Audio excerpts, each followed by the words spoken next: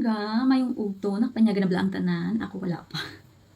Maluto pa lang ako sang akon nga palanyagahon, which is, charan, ito yung mga ingredients, alam ba kung ano, syempre hindi.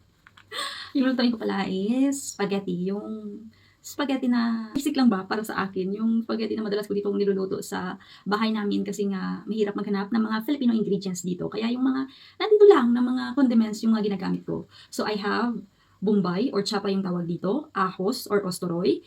I have tukata or giniling. I have morcov or carrots. O, di ba? May nalagay na kayo sa akin dito ng mga words. And ito yung magiging ingredients ko para sa aking spaghetti. O, di ba? Iba yung ingredients ko, pero masarap yan.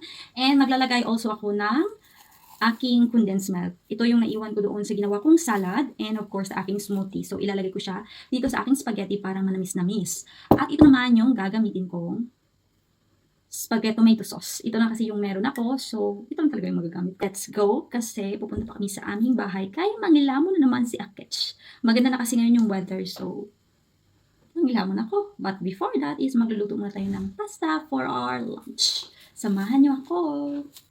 Naglagay na pala ako dito mga palangga ng ulay or ng mantika. Ilagay na natin yung bombay muna. Para hindi mabatok yung ahos later. At dinamihan ko talaga yung aking bombay kasi nasarapan ako pag maraming bombay yung spaghetti. Sa puntong ito, ilagay natin yung ating ahos. At imekos-mekos ulit. May kanya-kanya tayong pagluluto ng spaghetti ha. Yung sa akin ganito kasi nga sabi ko sa inyo from the very beginning na ito lang yung mga alternative na mga sahog dito sa aming bahay. Ilagay na natin yung ating tukata or giniling. Giniling na manok pala ito siya.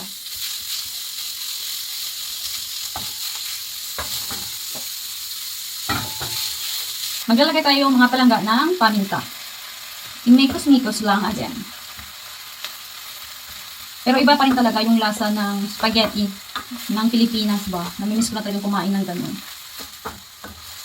After na mamikos-mikos natin, ilagay naman natin itong ating morcov or carrots. I-try nyo yung ganitong luto mga palangga kasi masarap siya. Ginaganito ko siya, hindi ko siya nilalagay later. Mas gusto ko kasi yung medyo may hagpok. Ano bang hagpok sa Tagalog? Kapag kumakain ka ba? Pero sabi ko sa inyo, iba-iba tayo ng panlasa ha. Ilagay na natin yung ating spaghetti sauce. Nilahat ko na.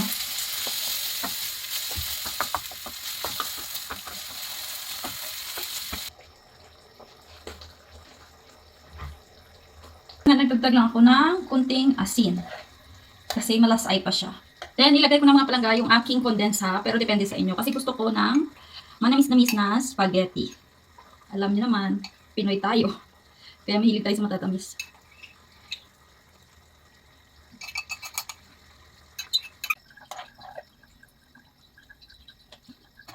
Ito na mga palangga yung ating sauce ng ating spaghetti. Pero hindi ko siya yung pasta ko pala is hindi ko siya ihalo dito, i-separate ko. Luto na rin yung pasta ko, nandoon na. So, tikman natin. Tikman na natin yung ating pangmalakasan nga sauce.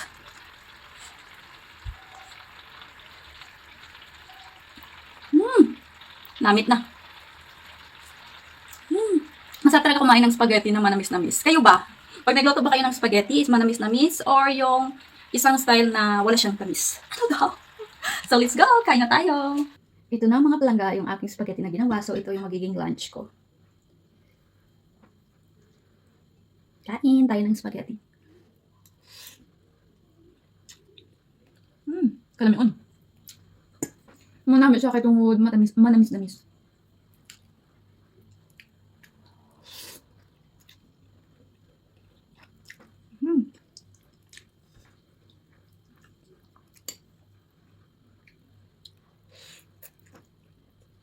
Hindi pala ako nakapaglagay ng cheese kasi wala kaming cheese.